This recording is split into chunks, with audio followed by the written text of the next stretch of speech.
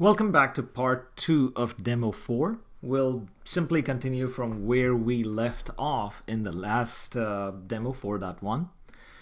So in the last demo, our last scenario that we covered was there was a source present, but there were no receivers that really wanted any data from that particular source. So we covered that. We also did the exact opposite of that scenario where there were receivers present, but no sources. So now we'll bring the two trees together. We will cover a scenario where the receiver comes online or is already online, and then a source starts sending a feed to that particular group. So in this particular case, there is a receiver. So for example, in our case, we will say that there were receivers for 1.1.1. So those are still there. I haven't changed them. And 2.2.2. So the receivers are already online. And now I will bring in a source that starts sending feeds to both of these groups. And we will see actually what happens. So before we actually look at it in action, let's theorize on actually what should happen here. So with the receivers already online, we know that there would be a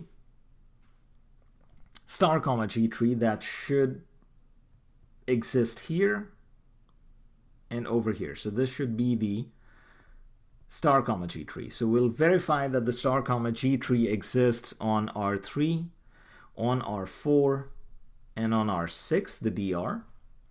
And then we will actually start sending a stream to that group. So we'll start off by 111. We'll see the registration process. And what should happen then is there should be this registration process. It should be followed up with a register stop. But before that happens, because there are interested receivers, in fact, there would be a little bit more before that register stop happens. So there is an IGMP message that is contained in this register message. What should happen is that IGMP message should then be decapsulated, sent down the star comma G tree, and at the same time there should be an S comma G join that is initiated by the RP because now it has an actual interested receiver, and it should reach the LHR, and the LHR should now start sending the IGMP packets down this tree. Once the RP starts receiving the packets down this tree, now it should then send the register stop message. So we will try to capture all of this as it happens. But one of the things that may not be apparent here, and because my capture filter is set to capture only PIM messages, we will theorize one more thing. If we receive replies to every single one of the packets from the source, that means the first packet got there somehow, right? And for that point, I'll also do a debug IP IGMP on this very last hop router to see that it also receives that very first packet, which the only way it could have been delivered was via that register message. So we'll bring all of this together, but we may not be able to see the decapsulation. And that's just the way the packet capture is set here. So let's go ahead and enact this scenario. I have the packet capture running. And let's look at those two sources. So let's start from the DR itself. And we'll say do show IP mroute. And with this do show IP mroute, I see that there is a tree that is being created for 239.111. This has an IIF and has an OIL, so it's not a prune tree. So let's just concentrate on 239.111. The next hop router should be R4. So we'll say do show IP mroute 239.111. And we see that there is an IIF and there is an OIL. The IIF should be going towards the RP. So let's finally take a look at the RP. Do show IP mroute 239.1.1.1. And this should be there should be an OIL here but there shouldn't be an incoming interface because we have reached the root of the tree. So that star comma G tree is being established. Let's go back to the source. This bunch of pings is still going on since the last scenario, so I'll stop this. And now I will say ping 239.111. But before I do that, let me go on rec 100 and say do show run int g00.56. So this is that join interface. And you can see 239.111 is the receiver that is joining 111 group, or the first group.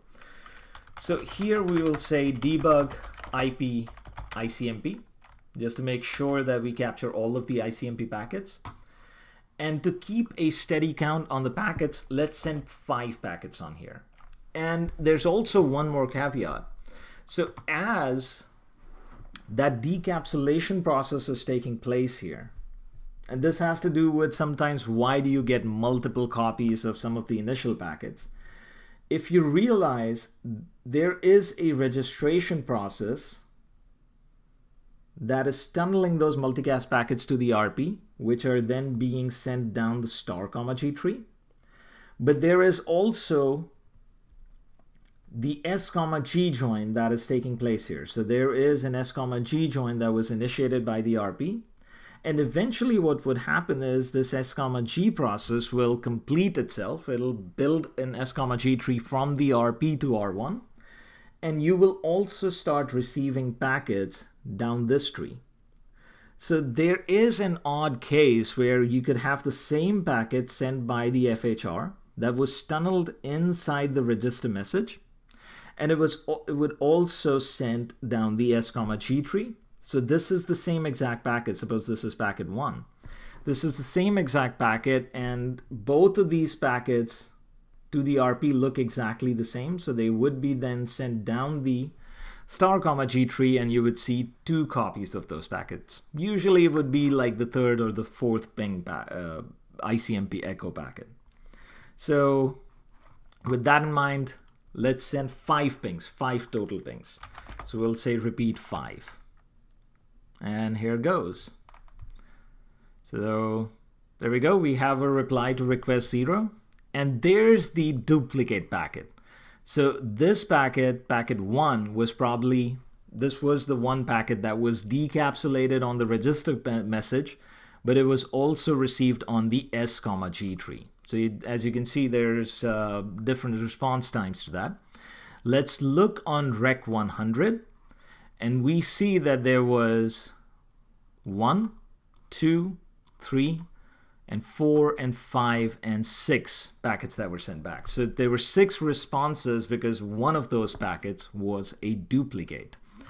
In this case, let's look at, well, let's start by looking at R1. So R1 used to have an outgoing interface as null on the S comma G tree. Now it should actually have an S comma G entry here, an actual populated S comma G entry. And this would be for 1.1.1. So for a source that has receivers present, there is an actual outgoing interface list. And this process was initiated by R3. So R3, which only used to have a star comma G entry for 239.111, now should have an S comma G entry and also an S comma G signaling that has completely taken place. So one of the things that has not been, has it been done here? Let me see. Let's go on R6 and say do show IPM route. I hope I haven't forgotten that command. No, I haven't forgotten that command. So there is no SPT switchover. That's what I was making sure here. But if you look at it, this would make it seem that there was SPT switchover because, like I said, usually what is really happening here without the SPT switchover is that the packets are being received on this interface. So the S comma G packets are being received on this interface, and then they are being relayed over to the star comma G tree on that interface. But it seems like, so there's a lot of optimization that the vendors also build in. What the vendor has decided to do here, and this may be part of the RFC. The RFC is complicated enough where, you need to read it multiple times. But what they have done is they have taken this oil block from here,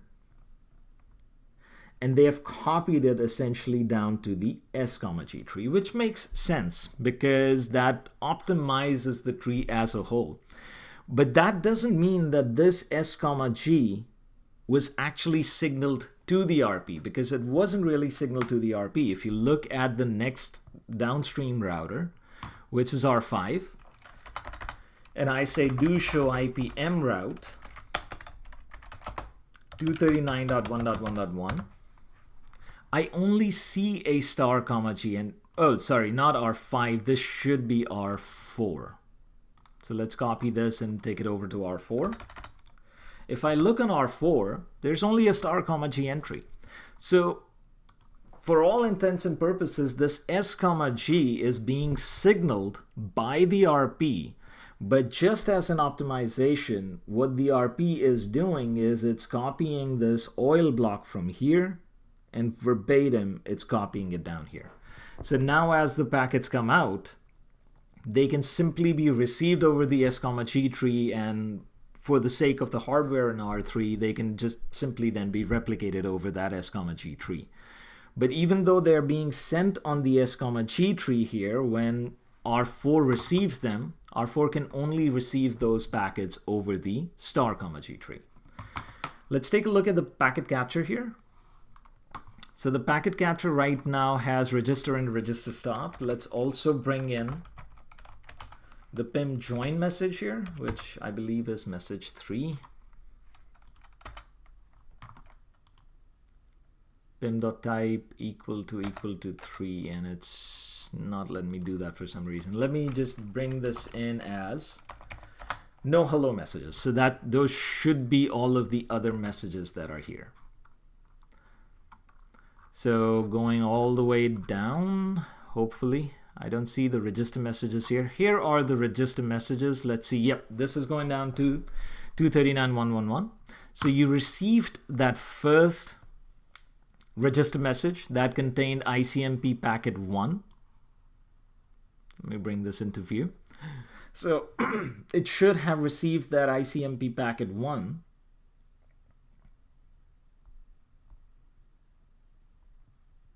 There we go.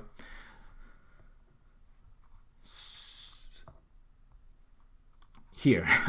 So it should have received that ICMP packet 1, and whatever that packet was marked as, I'm not sure. Basically the source is keeping track of the identifier here. So 1792 is the identifier here.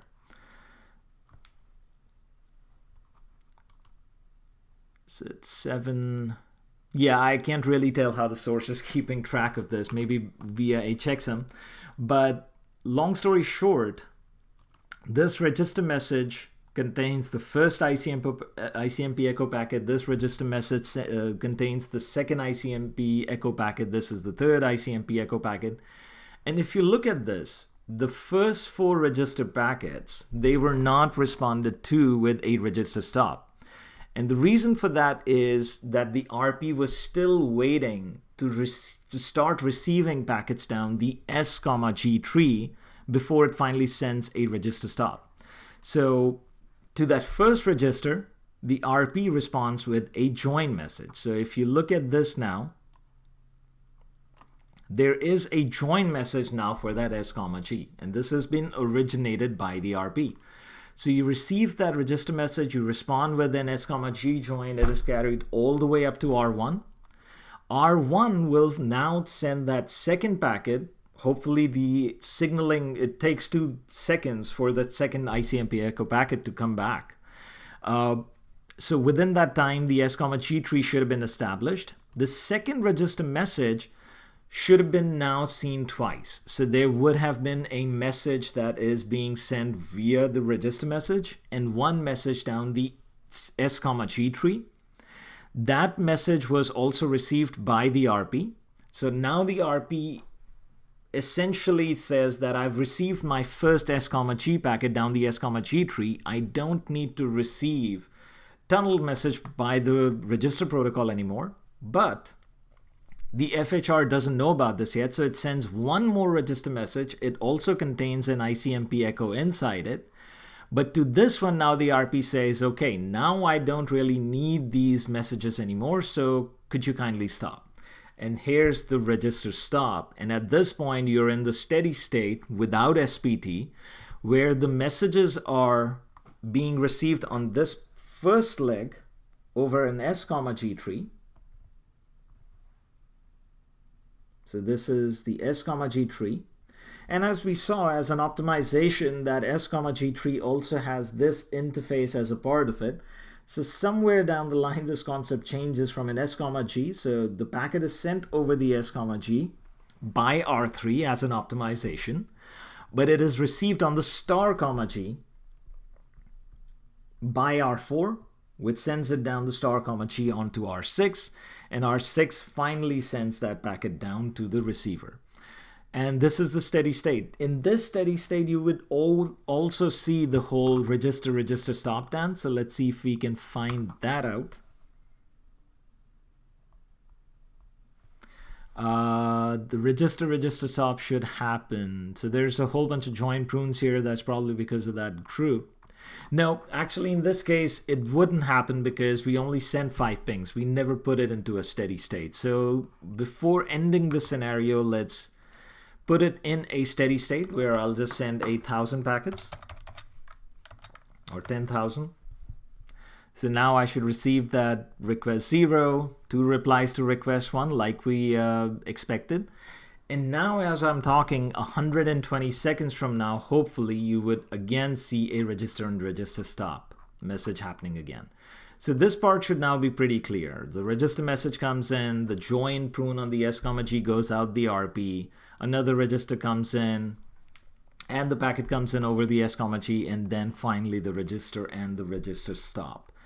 So that is all there is in the scenario where the source is coming online a little bit after the receiver or much after the receiver, and it registers, packets are decapsulated, so not even that first PIM packet should really be lost. The first multicast packet. So even that should not be lost if the RP is doing its job correctly. Let's start taking a look at the next scenario while we wait for that register message or the register stop message to come in. The next scenario here should be the source comes online and it is followed by the receiver. So now there is a source that is sending packets and it's doing the whole register and register stop dance. And now the receiver will signal via ICMP or via IGMP its intent to start receiving packets on that stream. In the meantime, it's still not 120 seconds, so we still don't see that register and register stop. So let's talk a little bit more about this next scenario. And what we will do here is we'll bring back that other group from the source. So we will keep sending packets to 239.3.3.3. And then how about we have rec 200 join this group after we have seen the registration messages and the registration stop completely happening and finishing up. So that would be the idea here. And let's take a look at the packet capture, and there's the register message for 239.111, and it was immediately responded by the register stop. And this, if you remember, should be a dummy register message, right? So it should be a null register with that dummy IP header. And then there is a register stop. That brings us to the end of this scenario. We've already discussed what we are going to do in the next scenario, so the only thing to do is to actually demonstrate it. To recap, what we're going to do in this particular scenario is that we are actually going to start sending packets, unsolicited packets, because there are no interested receivers, on 3.3.3. What we should see is the S, G state being created on R1, and then the registration message going out from R1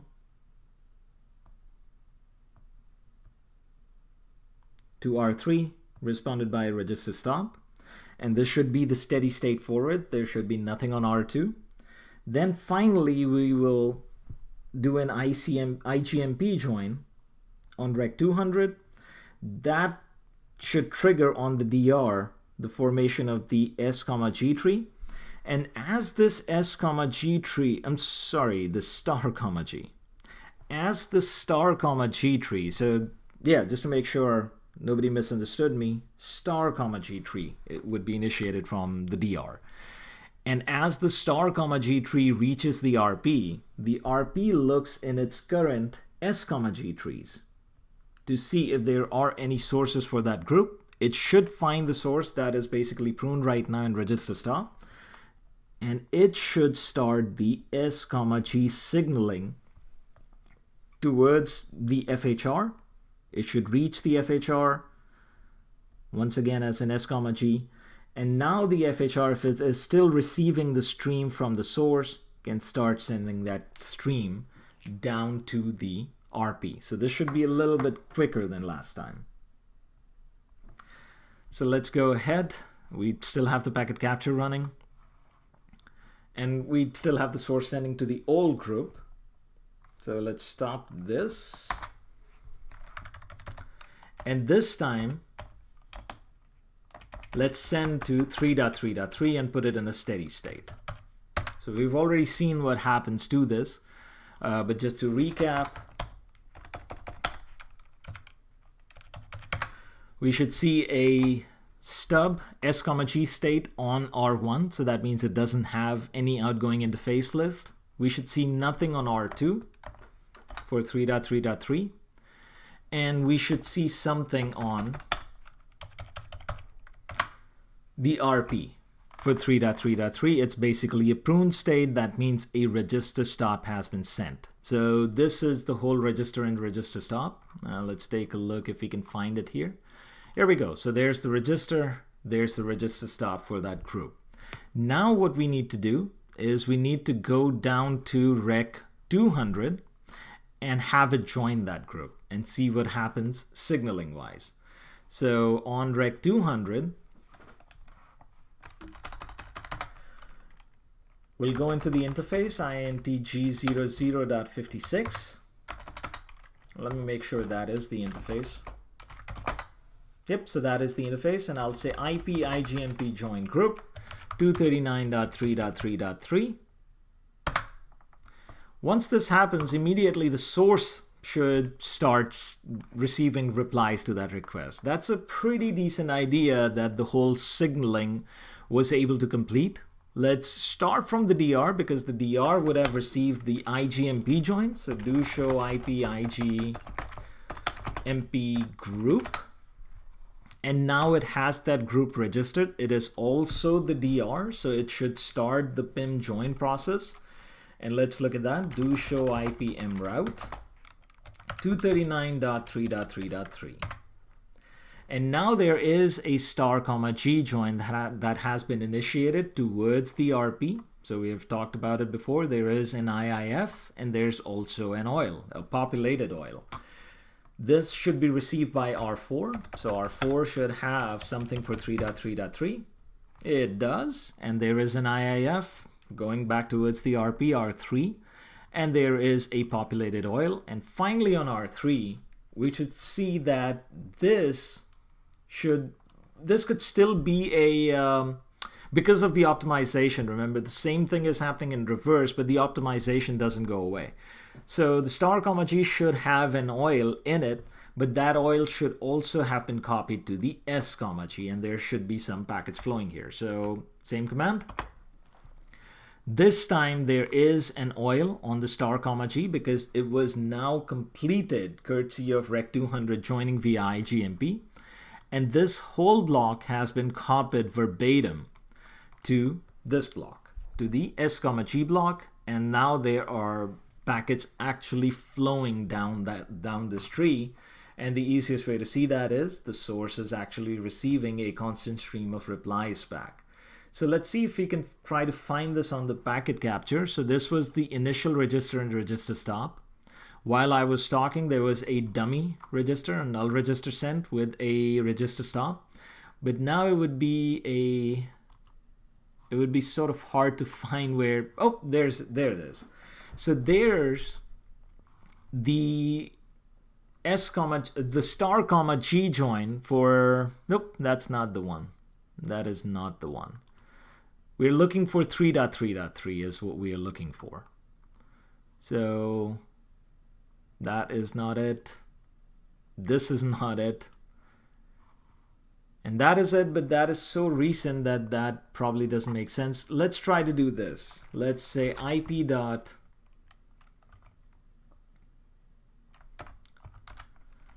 ip.source equal to 172.26.46.6. Let's see if we can catch that join prune here. And we'll say and pim.type equal to join. So this should still give us a better idea. That's 239.3.3.3, 333. And looks like above this point there is no 333. So this should be now down here. This should be the first. Packet number 194 should be that first message. Now let's go back to eliminating all the hellos. So packet 194 is what we need to remember here. So packet 194. This packet should trigger the star comma G join process towards the RP.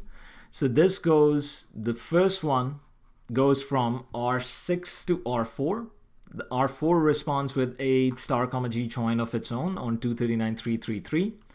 It is received by the RP. And the RP should now respond with the S comma G join. So if you look at this, this was the star comma G join. Notice the wildcard and the rendezvous point flag here. But the trigger on the RP is actually an S comma G join. So notice the lack of the wildcard and the R flag there. So star comma G, from here star comma G, reaches the RP, S comma G reaches the first hop router. So that is what is happening here. And we were able to actually see it on the packet capture itself. The register and the register stop sort of keeps happening for the entirety of that stream. So as long as the stream exists, the first hop router will still keep playing the register and the register stop dance, but the packets are now being received over the S comma G tree and relayed over the star comma G tree. The last scenario here is the PIM SPT switchover, or the shortest path tree switchover. So let's take a real quick look at what should happen here. So if you remember at the start of this video as step 0, we had disabled, or as the second step 0, we had disabled the SPT switchover. And that's why the star comma G tree is all that exists from the LHR to the RP. And the packets are essentially going over and delivered over the star comma G tree. With the SPT switchover in place, what does happen is on that star comma G tree, as the very first S comma G packet makes it, what R6 does on this interface is it basically looks at the SPT bit set.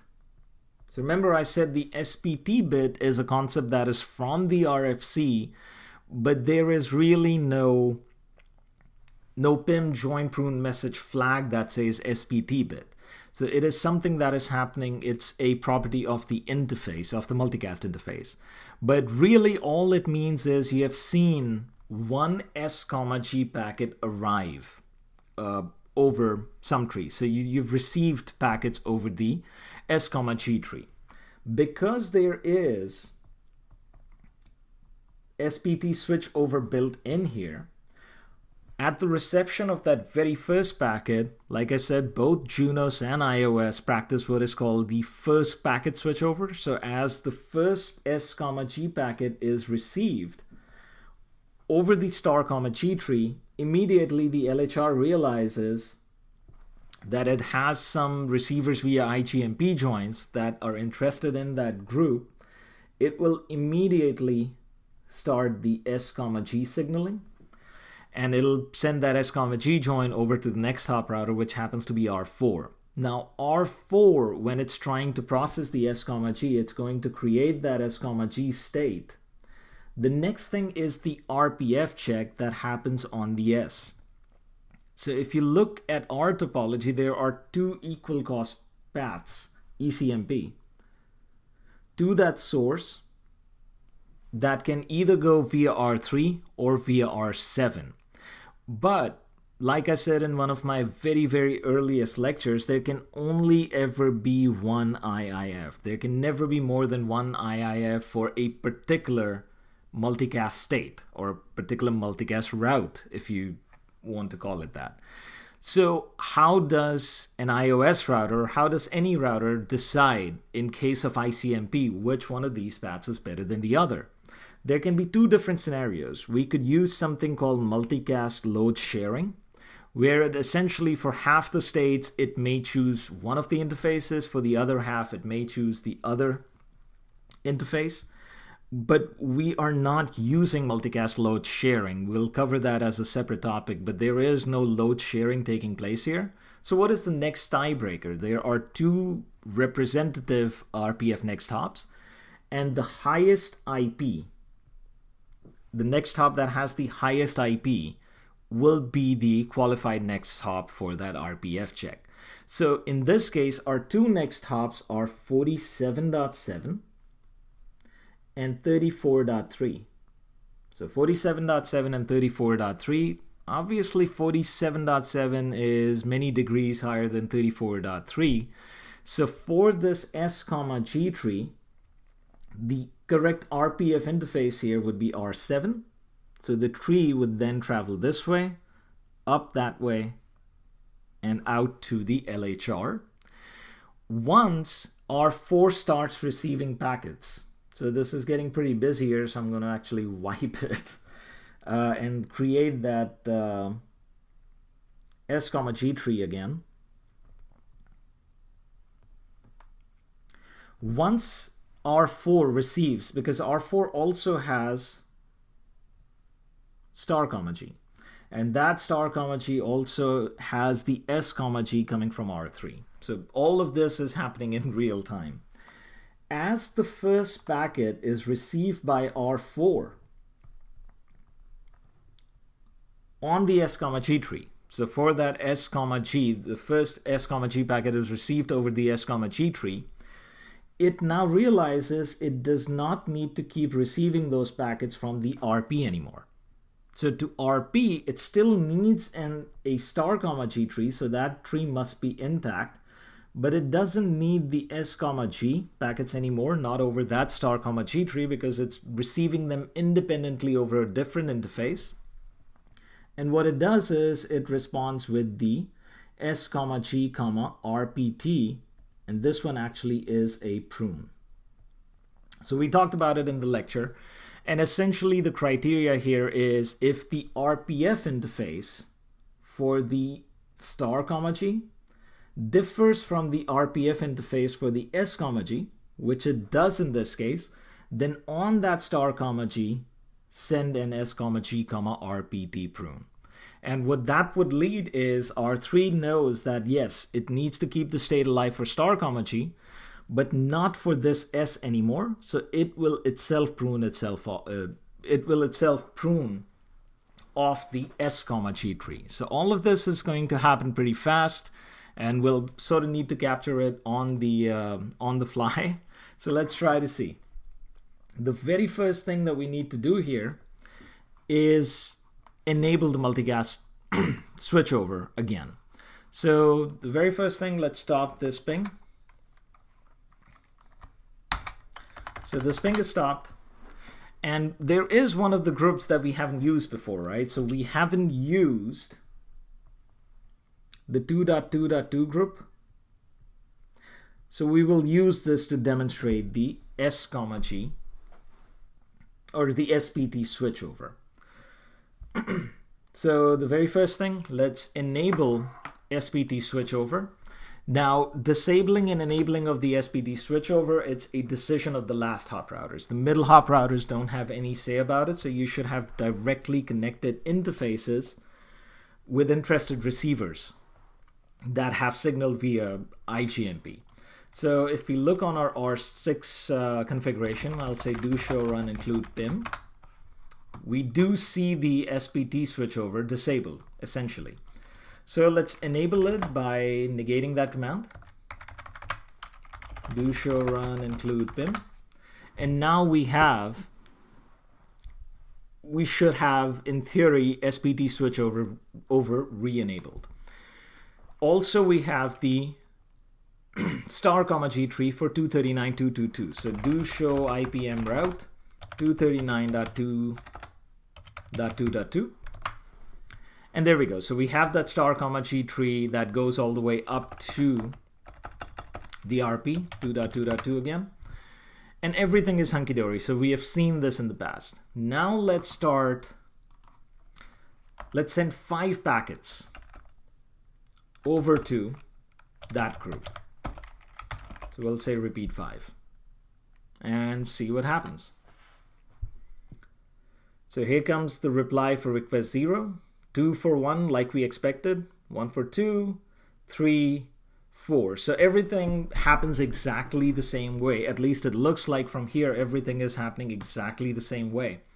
Let's look on R6 first of all and see what that state looks like. Now, as you can see, because of the SPT switchover, there is an S, G state. This S, G state was not there before we did the SPT switchover. So let's look at the flags on this. There is a J flag, that means join the SPT. So it is actually receiving the packets via, so in sparse mode, the first packets are received via the star comma G tree, and now it basically says that the router has tried to signal an S comma G tree. And the SPT bit set essentially means that you have received packets. You've received S comma G packets over this tree as well. So that's all that capital T means. There is still an outgoing and incoming interface list for the star comma G, but what you have to realize now is this particular state now is for any other S comma Gs. So any other sources, maybe 1.11, 1.12, for all of those, it's here. And it's essentially thought because there is nothing coming on here. So that's what's happening. And this J flag here also means that the SPT switch over now is in place, right? So all of those flags, the connected flag means that this is the last hop router. I may not have mentioned that before, but that's what that flag means. So SPT switchover taking place. For R6, if I do show Ip Rpf on 172.26 1.10, I see that it is going up to R4, because really if you look at it, what other option do I have? There's only one option, and that is to go up to R4.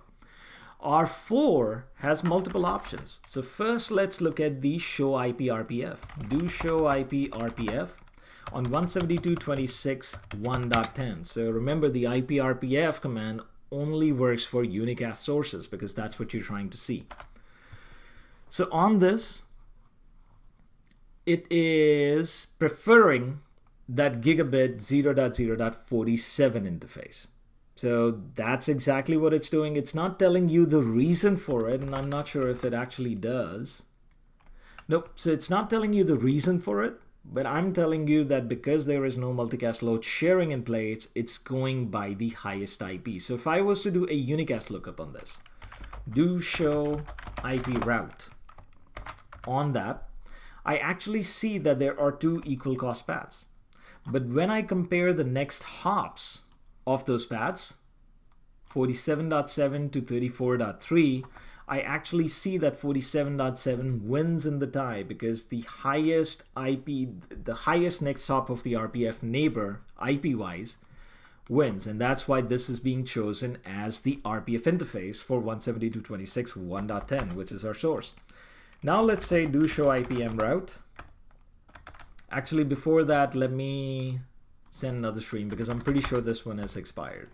So let's not repeat 5. Let's just send 10,000 and bring it into a steady state. We'll wait till we at least receive 5 replies back.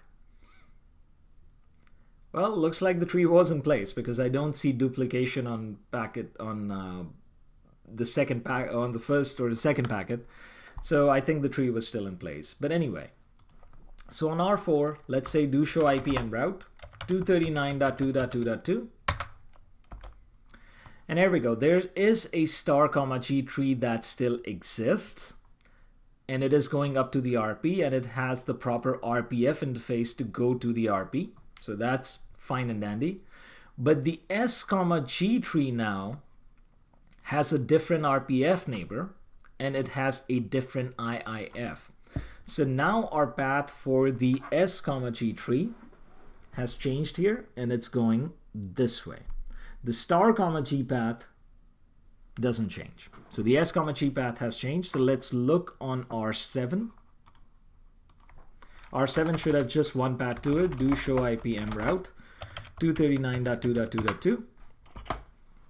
And once again, it creates that star comma G state, but you don't really need to worry about it. What it is doing is it's doing the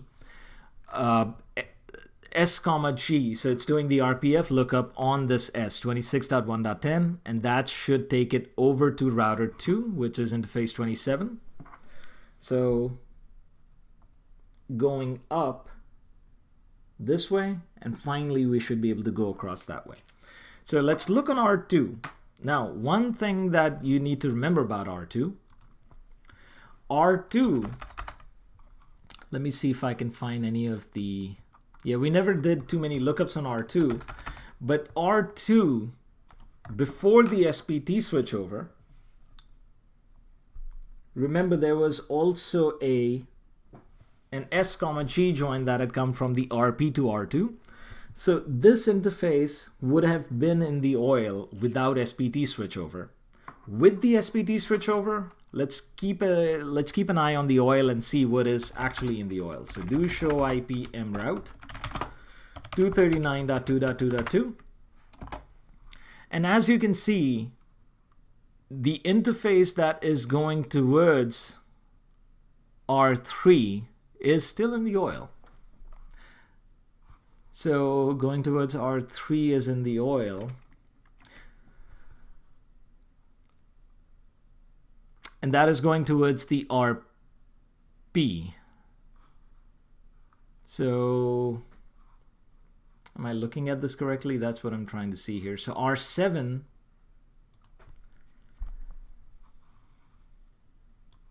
sent an S comma G join towards R2, and R2 should really have added that interface. Oh, on R2 should have really added that interface over to R7. Do show IP PIM neighbor. I see that is the problem here. So for some reason, I don't have 47 as a PIM neighbor here. And that is the problem. So let me see. Do show run section interface. So we have some live troubleshooting built into this lab. And I see I don't have on gig 27, I don't really have a, I don't have the IP PIM Sparse Mode here. So let's bring that in. IP PIM Sparse Mode. And let's see if that neighborship comes up. So that neighborship does come up. And now we can look at, so I believe the source was still sending the packets down the star comma G tree as of right now. So that is probably what was happening on R4. It was probably still sending packets down the star comma G tree. So now on R7, this hasn't changed, so it is still going up on gig 00.27. For R2, so that actually does one good thing. So on R2 right now you can see that there is really no SPT switchover, right? So for all intents and purposes, it's still sending the S, G packets out to the RP. But now, after the switchover, let's take a look at what happens now. After the switchover, the outgoing interface list has changed. So initially it was interface 23, that was the S, G oil, and now it is interface 27. But furthermore, interface 23 has actually gone away. So we also need to investigate what happened to that. But for right now, what is happening here is those red arrows from R1 to R2 to R7 to R4 and then down to R6, they are all working as planned. So I had missed one sparse mode command on R7, but once the relationship came up here, R7 was able to then send the join up to R2. So in this case, now let's look at R3. So what happened to R3's 239.222? It is essentially now in prune state. So the star comma G tree is still well and alive, it's not pruned, but the S comma G tree is pruned. And this should be as a result of that S comma G comma RPT prune. So once R4 sends that prune, now S comma G will the RP will not send any packets down the S comma G because R4 is indicating that it has an independent S comma G. So let's see if we can catch this actual prune. On the packet captures. So what I will try to do once again is I'll try to find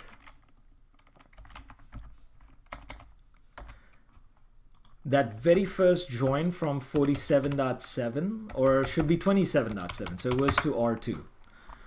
So the very first join from 27.7, that is also not a hello, so it has to be a join, right? So it has to be a PIM type 3. Well, I still see a hello here for some reason. Oh, because I'm using the wrong flag here. So and PIM type 3. Now I actually see a join prune that is going out to 239.222. So packet 1425 is the first join to 239.222. Let's keep that in mind. So 1425 sends a, so R7 is sending a packet to R2. So this is R7 that is sending a packet to R2, and then 2 is now sending the packet to R1. Or sorry, 2 should already have that. 2 already had that S comma G tree, so it doesn't really need to build that S comma G tree. But this is the S comma G for the SPT switchover building. And then let's see if we can find out when R4 sends that prune. So there we go. So as a response to this, you have to assume that the S comma G tree built out, R2 sent the next packet both to the RP and to R7, and then R7 sent a packet to R4. But as and when R4 receives that packet, it registers that it has, not in the case of PIM register, but it basically realizes that it has received an S comma G packet over the SPT. It can now prune itself off for the S comma G from the RP, and that is this prune. So this prune is the S comma G comma RPT prune, because if you realize, so number one, this is definitely a prune. So there is number of groups. It is definitely for 239.222. It is definitely a prune. And if you look at the IP address, this is not the RP's IP address. This is that S comma G IP address. But at the same time, it does have the R bit there. So this is what I was calling the S comma G comma RPT prune. And this will happen at what is essentially now the bifurcation point. So what ARP4 is really doing is it realizes that the S, G tree goes in one direction, the star, G tree goes in one direction, and that's the decision point is that their RPF interfaces are different. And as and when so the trigger for the S, G, RPT is the successful reception of that very first S, G packet over the S, G tree. That's why even while our link between R2 and R7 was broken, our topology kept working because R4 hadn't pruned itself. It really waited for that first packet to come down the SPT to then start pruning itself from the RP. And it prunes itself from the RP only for the S, G. It actually keeps the star, G tree alive for any future sources that may come down that path. But apart from that, I would encourage you to redo this demo. All of the information is available to you. But that brings us to the end of the demo on basic sparse mode. So next we'll go into some lectures about, well, I have to cover this for Junos first. And after that we'll go into the lectures for the dissemination of the RP address. So stay tuned for that. Thanks for watching this demo. I hope you've enjoyed it. Leave some comments, anything you liked, anything you want to see added on, any questions you may have. I try to respond to the comments. But thank you very much.